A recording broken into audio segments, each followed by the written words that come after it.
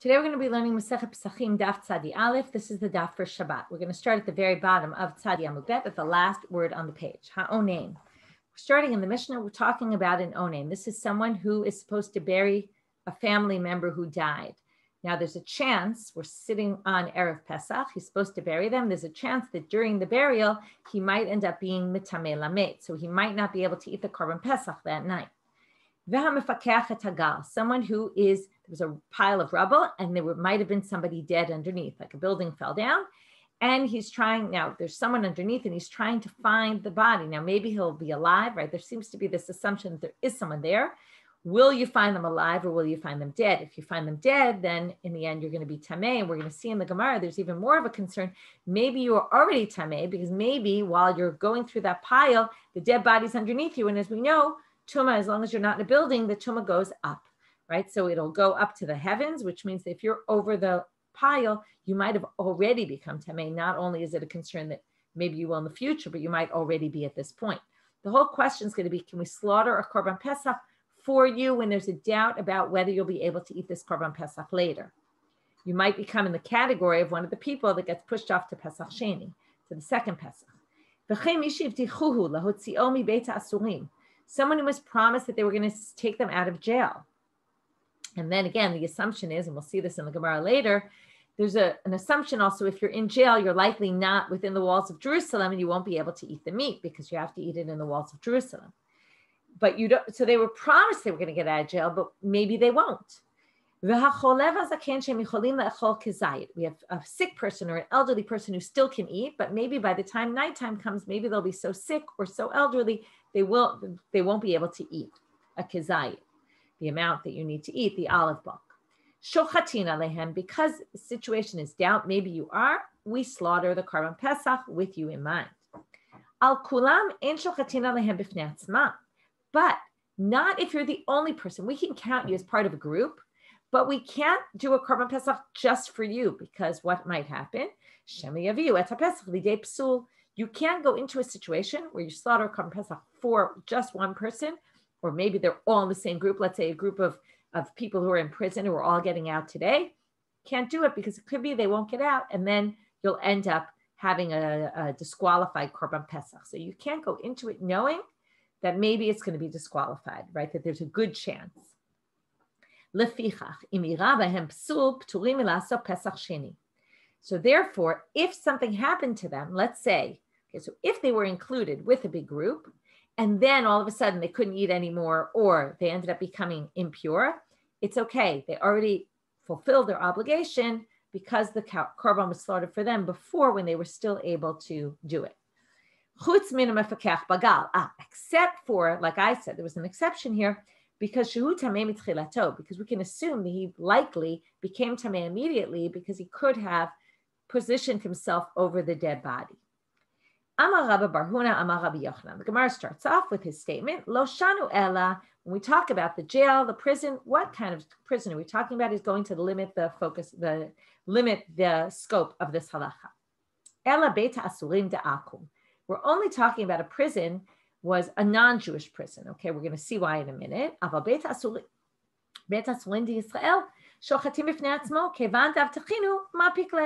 We assume if you're in a Jewish prison and they say they're going to let you out of jail, they're going to let you out of jail, so you can assume it's a done deal. Why is that?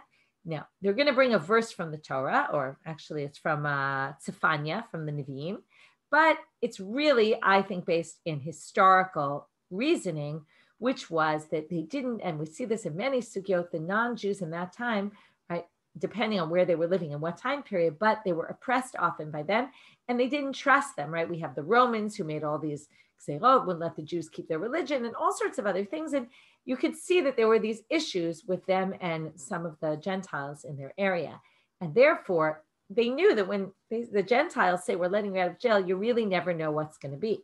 But the Jewish prisons, they were. Now, what is a Jewish prison? Okay, it seems strange. They don't really necessarily have prisons. Normally, if you've ever noticed, all the punishments are lashes, and right, it's very rare that there's prison. There's a few situations where you might put someone in a kippah, which is a sort of prison when we don't have proper witnesses, but we really know that someone did something wrong, and there's certain situations, but it is kind of rare. In any case, that's what they say. And they're going to bring a verse to prove this, because in the words of the Gemara, right, you can always better prove things if you have a verse to prove it. She'erit Yisrael lo ya'asu avla v'lo yidabru kazav. Okay, the remnant of Israel will not do any iniquity and will not speak untruths. So therefore, if they say they're going to let you out, then they're going to let you out. Amar Rav Chisda, Hada amart beit asurim da'akum. Now he's going to limit it even more. Okay, he's going to say, oh, you said beit asurim of an akum. We can assume you're not getting out. Lo amaran ela chutz lechamat beit pagi. It's only if the prison is outside the walls of Beit Pagi, which was the outer border of the city of Jerusalem. But you can even slaughter it just for him, because even though he's in prison, it's interesting to think about, you could even do the Korban Pesach. Okay, there's a way to bring it to him. You could eat it. He's within the walls of Jerusalem. Theoretically, they could bring it to him and he could eat it, and therefore one can slaughter the Korban Pesach for him, even just him. Now they go back to the words of the Gemara, Lefichach im ira. Okay, this is im ira behem psul. If something went wrong, they're pturim mi Pesach sheni, because they were included in the Pesach Rishon. Amar Rabba bar Barchan, Amar Rabbi Yochanan, Loshanu ela gal agol. He says, by the way, this is only when you're talking about a pile of rubble that's round. Aval, and what they're really talking about is the last part. If you're going through this pile of rubble, you're immediately tameh. That's only if it's a round pile. And then the assumption is it's round and tall, and you're kind of at the top, and you probably are most likely above the body. But gal aroch, but if it's a long pile of rubble, right, and spread out, then patur milaso pesach sheni, because ein ma tahor haya b'shat shchita. Maybe when the time of shchita happened, you were only at the beginning of searching and you were only on one side and the body was all the way on the other side. Tanya nami hachi, there's a bright to support this reading. Rabbi Shimon ben Osher, Rabbi Yochanan ben Baroka omer, mefakach bagal itim patur itim chayav. Sometimes he's exempt, sometimes he's obligated. Ketzad, how would that be?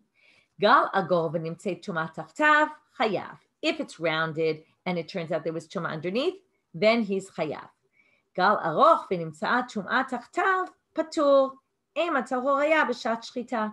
But if, right, what are we talking about? Chayav in Pesach Sheni. But if it's long and it turns out he finds tuma underneath, he's exempt, because you can still say that maybe I was still tahor, I was pure at the time of the shechting, which means that I'm exempt from doing Pesach Sheni.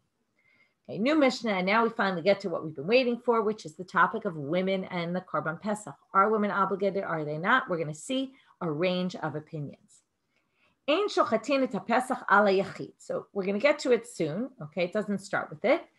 You can't slaughter one Pesach, a whole Korban Pesach for one person. You need a group.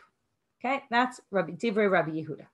Rabbi Yossi matir. Rabbi Yossi says no, it could even be for one person.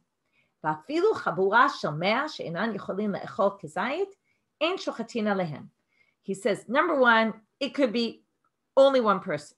Number two, he says, but if it's 100 people, I don't care how many people you have, if none of them can eat it, right, then you can't slaughter. Let's say you have 100 of people who are in very bad, sick condition, and they can't put a morsel of food in their mouths. You can't slaughter a Pesach for them, even though they're a big group. So he basically is saying it doesn't have to do with number, has to do with, are you able to eat it or you're not able to eat it. You don't make a group of women, slaves, and young children. Slaves, we mean Canaanite slaves that we've been mentioning before, and we're going to have to see what this line means. Does it mean together with each other, or does it mean just women you can't do, or just slaves, or just children? We're going to have to see. Tanu Rabbanan, and why is this? So we're going to bring a bright. So like I said, we're not going to get to the women just yet. What's the source for not slaughtering the Pesach for an individual?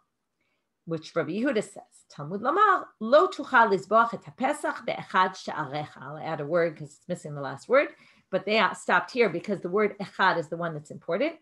You cannot slaughter the Pesach in one of your gates. So, Divrei Rabbi Yehuda says, what do you see? You can't slaughter the Pesach, he stops it before the end, be'echad, with one person, and that's how he darshans that pasuk. Rabbi Yossi Omer, Yachid v'yachol le'echol shochtin alav.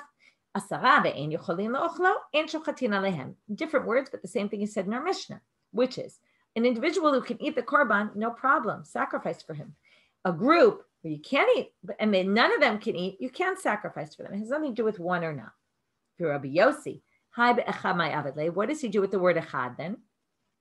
So now think about what really the pasuk means. He's going to use it more for the simple reading, which is don't eat it in one of your gates. That means, right? Don't. We're going to see. Tanya Rabbi Shimon Omer.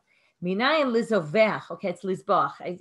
I said it wrong. It's not eat. It's to slaughter. You can't slaughter it in one of your sha'arecha, where you live, right? What does that teach you? Minayin lizovech pischo bebamat yachid b'shat isur bamot shu belo taseh. How do you know that you can't slaughter the Pesach in what we call the bamot? If you ever learned Sefer Melachim all the time, right? They didn't get rid of the bamot. What are the bamot? These were private altars that people had set up. Now, until we had a temple, so people could slaughter in these side bamot. But once we have a central place where everybody is sacrificing, you can't use the bamot anymore. So how do you know that it's a lo taseh, that you'll get punished for it? From this verse, it says, Lo tuchal lizbach et haPesach be'echad she'arecha. Right? So when there's isur bamot, there's a lo taseh here. Yachol af b'shat heter bamot kain. Maybe even when there isn't isur bamot, meaning when there's no central location, then maybe you can use one of these side altars. Talmud lomar be'echad she'arecha. So what does he darshan with the word one of your gates? Why does it say one of your gates? It's to tell you, it's only when all the Jews go through one gate. That's when we're going to say this is an issue.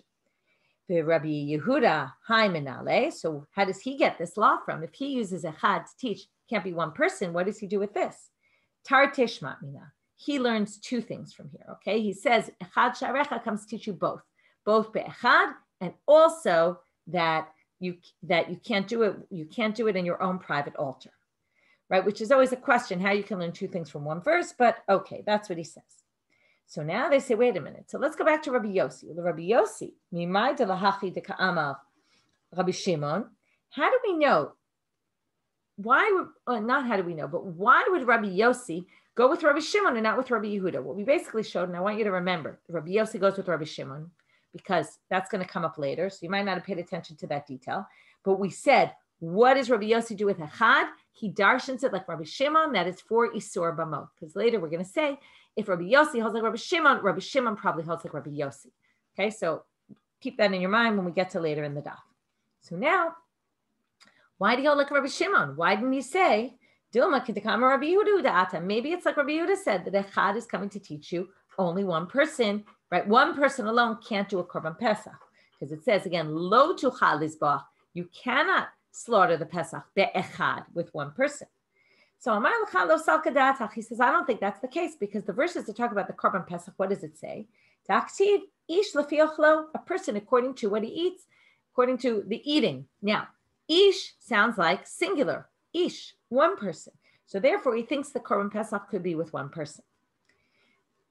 Okay. Rav Ukva comes with this question, and he says to Rava, Mi amar Rabbi Yehuda, en shochatin et haPesach ala yachid? You really think Rabbi Yehuda says can't slaughter the Pesach for one person? Ureminu. This contradicts the upcoming source. Isha. Oh, now we get to women. Barishon shochatin aleha bifnei atzma. On Pesach Rishon, we can slaughter for her alone. Now, what does this mean, alone? He says, wait, doesn't this sound like alone? By yourself, you can slaughter a korban pesach just for one woman. So, Rabbi Yehuda, we're going to see, okay, in 1 minute, that this is Rabbi Yehuda's position. Uba sheni osino tatfela lachirim. Divrei Rabbi Yehuda. So the first thing we have to note here is Rabbi Yehuda says, by us, he said, can't slaughter for an individual. And here he says, you can slaughter for a woman, bifnei atzma, by herself. I'm not going to yet get into the content. We'll get back there in 1 minute. Amar le lo tema b'fnei atzma, el ema b'fnei atzman. He says, oh, he didn't. Don't read it as by herself, as one person. It meant women in general. One can slaughter for women, okay? For just women, okay? But a group of women, to which they ask, Amar, mi avdinan chabura shekula nashim? Wait a minute. You can't do a chabura of all just women. Didn't we see that in our Mishnah? V'hatznan. You can't make a chabura of women, slaves, and children. So it sounded like a group of women, a group of slaves, a group of children. You can't do that. So they say, okay, I know I didn't explain the rest of Rabbi Yehuda. I'm going to get there. Okay, I want to leave it because that is going to be the second part of today's class. So they say, my love, nashim lechudayu, vavadim lechudayu, ktanim lechudayu. Is it not, right? Isn't that the way to read the Mishnah? Women you can't do by themselves. Ktanim, remember when I read the Mishnah, I said it's not so clear. So Amalei, no, that's not what they meant. They meant nashim vavadim ktanim. You can't do them together. Why not? Nashim vavadim mishum tiflut. There'll be interaction between the women and the slaves, and who knows what might come of that. And remember, slaves are not allowed to marry women, so it's a problem. They can only marry maidservants that are Canaanite also. And young children and slaves cannot be together because of pritzuta. Here we seem to be worried about sodomy and relations between men. Okay, now we're going to get into this, what I didn't explain then, which is Rabbi Yehuda's statement, and we're going to see there's 3 different opinions about women and Korban Pesach. Gufa. So let's go in depth. Isha barishon shochatin alea b'fnei atzma. Now again, the whole focus of why we brought this originally was because it says by herself, which sounded like one, and then we said, no, Rabbi Yehuda doesn't contradict himself because he just meant women on their own as a group, which by the way, I didn't really talk about this, but it shows that theoretically, I don't know if practically this ever happened, women could make a group of just women and do a chabua of women together and do the Korban Pesach, right? It sounds like something that would maybe go on nowadays, right? Even though we all envision Pesach always with the family as a group, but it seems, right, we talked before about women going to their parents' houses, maybe not always being with their husbands on the Chag.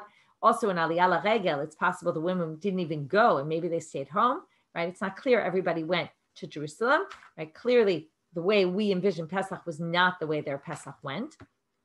And the other thing is that theoretically, they could have done a group of just women. Again, it's very theoretical. I'm not sure it was really so practical that this happened. But, nowadays, again, like I said, people, obviously, we all do the Seder in a family setting, but, we all know there's all these groups of women. They like to get together to do all different types of things, right? Let's say we're coming up on Purim, Megillah. Megillah readings women do together, right? Again, Megillah reading we're used to women doing together in certain communities anyway, right? It doesn't seem so strange, but think about originally it might have seemed strange. And, Pesach to do not with the family would seem quite strange, but anyway, it's a possibility here. So now let's go into what Rabbi Yehuda said. On Pesach Rishon, so you can slaughter for her by herself, meaning even a group of women. Why? Because presumably women are obligated. Ubasheni osino tatfela la'acherim. But when it comes to Pesach Sheni, she can only be part of a group where there's other people. You can't have a group of just women because it seems that women aren't necessarily obligated. You would probably call this rishut. It's optional. Women can, but they don't have to. Because of that, you can't do the Pesach just for them. They can be part of a group of people who are already doing it. Divrei Rabbi Yehuda. That's Rabbi Yehuda's approach. Rabbi Yossi Omer, Isha b'sheni shochatin aleh b'fnei atzma ve'ein tzarich lomar b'rishon. Rabbi Yossi thinks women are obligated across the board. Gam Pesach Rishon, also Pesach Sheni. And in fact, there's a note in the Koran that says we paskin like Rabbi Yossi, okay? Because we generally paskin like Rabbi Yossi against Rabbi Yehuda and Rabbi Shimon. Rabbi Shimon Omer, Isha barishon osino tatfela la'acherim. Even in the first Pesach, she's not obligated, and she can only be an excess. She can be an addition to other people. Basheni ein shochatin aleh kol ikar. When it comes to Pesach Sheni, you cannot slaughter at all. She can't even be part of a group. So, b'mai kamiflage, what's the root? Now we're going to get to where did they all get this from the verses? This is a bit of a game, right? We're going to do always that ping pong. And what does he do with his pasuk? Go back and forth. So, Rabbi Yehuda Saval, b'michsat, remember what he said. Rabbi Yehuda said, the first one, she's obligated. The second, Pesach Sheni, is optional. B'michsat nifashot, it says about Korban Pesach, you do it according to the nifashot. How many people you have? People is general, not just women. Not just men. Va'afilu nashim, that comes to include even women. V'chitema, and if you want to say ihachi, if that's the case, then afilu b'sheni nami. So why do you distinguish Pesach Rishon, Pesach Sheni? K'tiv, because what does it say? Someone who doesn't do Pesach Rishon, chet'o yisa ha'ish hahu. If he doesn't do Pesach Rishon, he's going to get a sin for not doing it. What do you learn here? Ish in, isha lo. Okay, this is, if he doesn't do it, right? This is Isha Sherhu Tahor. He was Tahor, but Derech Lo Haya, right? He's going to get karet. And now they're going to say, but not a woman, okay, which means that she doesn't have this, and that was in the context of, if you are, though, do Pesach Sheni, right? If you are Tameh and you can't come to the temple. So they say, it seems that she's excluded from that because it says, Ha'ish Hahu. Now, before we move on, I want to just comment that I want to bring in the Mishnah, the Shulchan Aruch about Purim, since we're up to Purim now in the calendar. This whole idea that Ish comes to exclude women is very interesting because Ish doesn't always exclude women, or maybe it does, and this is a big question, right? So comes up lahalacha about mishloach manot. Okay, what does it say? Mishloach manot ish l're'ehu, right? Who has to give? A man to his friend. So the Shulchan Aruch says, sorry, I'm looking for it. Right, chayav l'shloch l'chavero, right? You have to send mishlochei manot, okay, and everyone who does, and blah, blah, blah.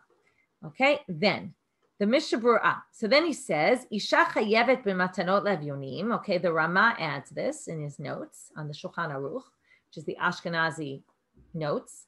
A woman is chayevet im matanot levyonim. She's obligated to give money to the poor. Umishloch manot ki'ish. Okay, she's also obligated to give mishloch manot like a man.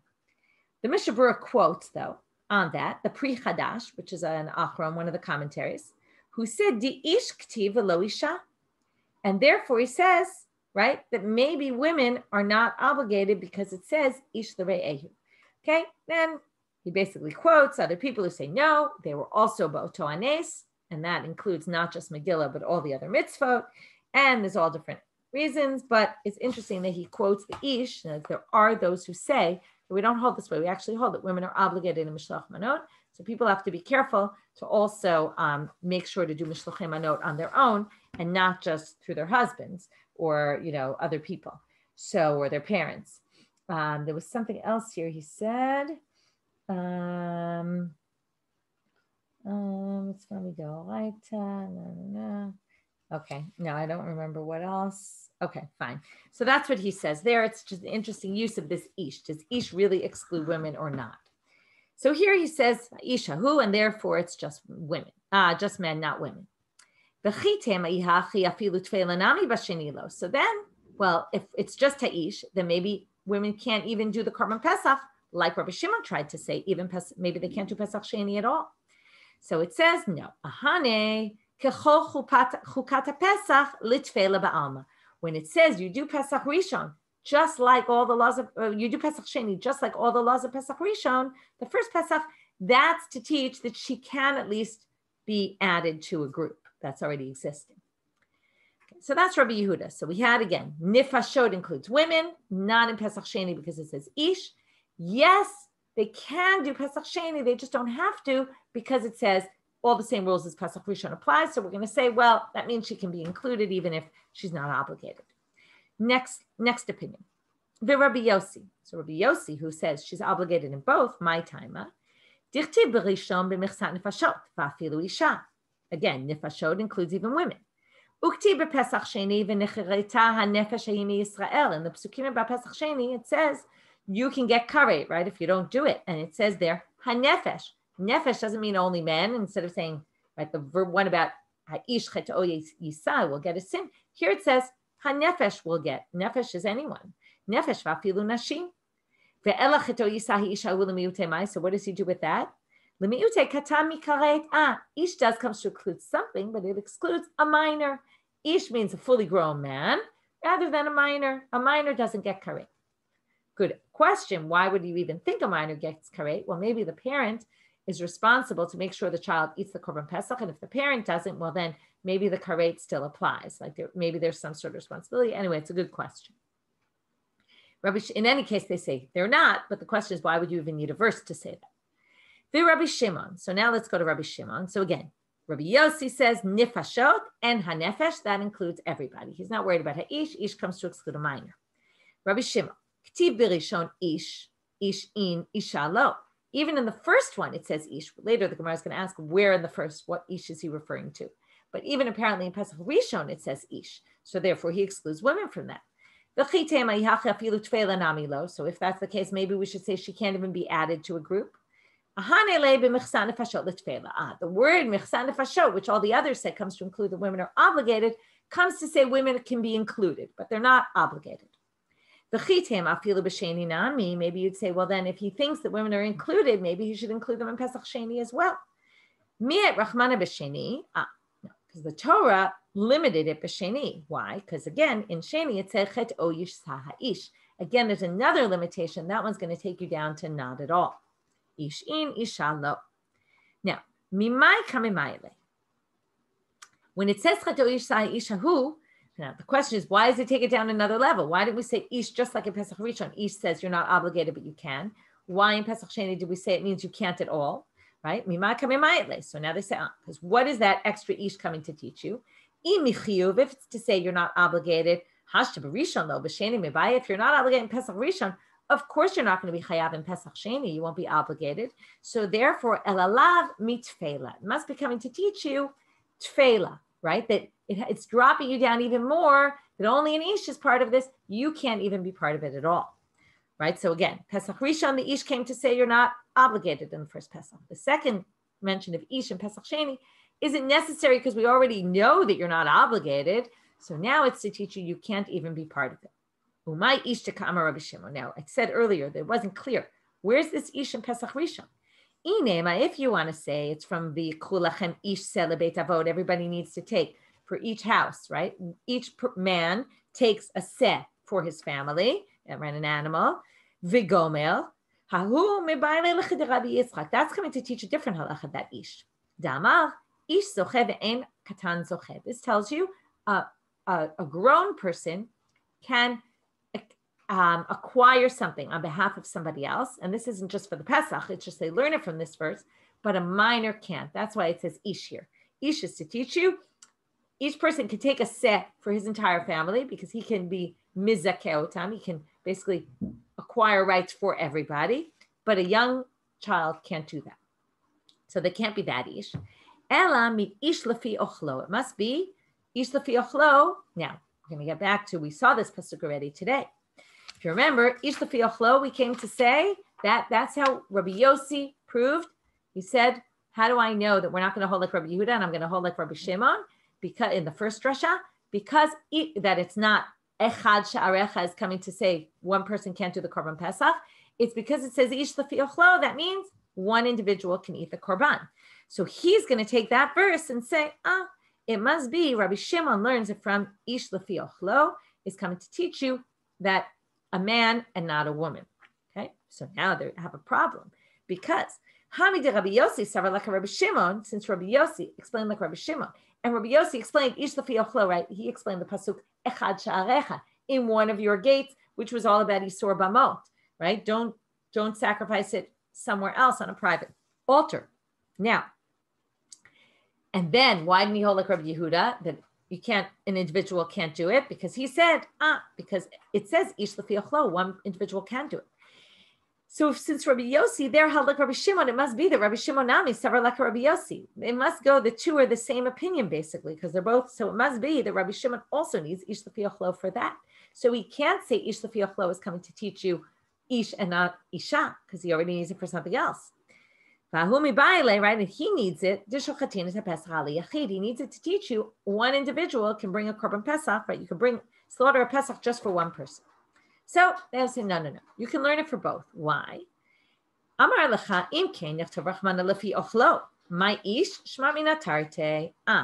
It says ish according to what he eats. Ochlo is also in singular.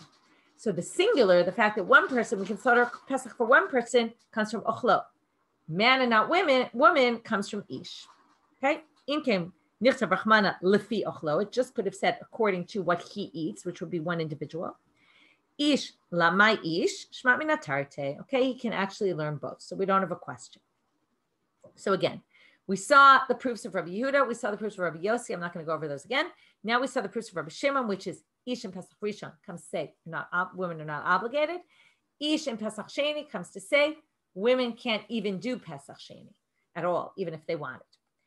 Keman as lahada amar Rabbi Elazar. Now we're going to bring a fourth source. And now we're going to say, according to who is Rabbi Elazar holding, who said the following, Isha b'rishon chova, u'basheni reshut, v'dochet haShabbat. A woman in the Rishon is obligatory. In the Sheni, it's optional. That sounds just like Rabbi Yehuda. However, there's this weird ending which says v'dochet haShabbat. And it overrides Shabbat. What do you mean it overrides Shabbat? If it's only Reshut, why would you be able to do it on Shabbat? It means if Pesach Sheni comes on Shabbat, she can do whatever she needs for that korban. So they say, wait, if it's Reshut, it certainly can't override Shabbat. Ela you should read it like this. Bashini Reshut, ubarishon chova, v'dochet haShabbat. Read it the reverse. The second is optional. The first is obligatory, and because it's obligatory, she can override Shabbat in order to do the korban Pesach. And then, Keman, then obviously this holds like Rabbi Yehuda. Amar Rabbi Yaakov, Amar Rabbi Yochanan. Ein osim chabura shekula gerim. You can't do a group of only converts. It's interesting. Why not? Generally, we treat converts as full-fledged Jews. Shema yedakteku bo v'yiviuhu lidei psul. This is an interesting version, what it says in our Gemara. Maybe they'll be so careful. Sometimes you have someone who didn't grow up being Jewish, right, like a convert, and they don't know the laws so well, right? They learn things, but they're super extra careful about things. And sometimes when you're extra careful, that sometimes causes you to mess up something else, right? Because you're so extra stringent that you might actually accidentally mess something up. And therefore, they don't want a group of only converts. Very interesting. Some people say, there's a version in the Yerushalmi that seems to indicate the opposite. They're not so careful because they don't know so much. And because of that, they mess up. In any case, right, we had a very positive statement about converts a few days ago. This one seems to be a little bit in a negative light.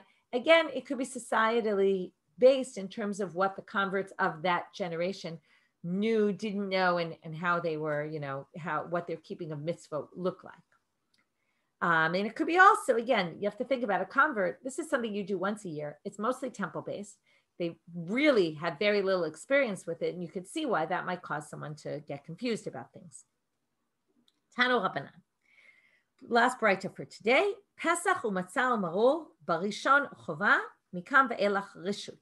Pesach matzah maror on the first night of Pesach is obligatory. Okay, that's pretty obvious. But mikam ve'elach reshut. From here on, now you think they're talking about Pesach Sheni because of the other. No. We mean for the rest of the days of Pesach, it's optional. This seems very strange. Okay, we're going to talk about what on earth does this mean. Rabbi Shimon Omer, first we're going to finish the braita. Rabbi Shimon says, "Ba'anashim chova u'benashim reshut." These are obligations for men, but women, it's optional. So we have a lot of issues with this because that also doesn't make so much sense. Ahayakai, what's this referring to? Ilema a Pesach, if it's referring to the Pesach specifically, Pesach kol shiva mi'ika, what there is no Korban Pesach the rest of the days of the holiday. There's no such thing as optional to do Korban Pesach later in the holiday. Ve'ela amatzal maror, if you want to say it's really only referring that part is saying, oh, well, it's the rest of the days, it's optional is for the Pesach and the matzah. If you want to eat Pesach, matzah and you want to eat maror, sorry, I didn't mean Pesach and matzah, I meant matzah and maror. If you want to eat matzah and maror the rest of the days, you can if you want, you don't have to. It's kind of interesting, right? We always, of course, we eat matzah the rest of the days, but no, and we all know it's optional, but you don't have, right? You only have to eat it the first night.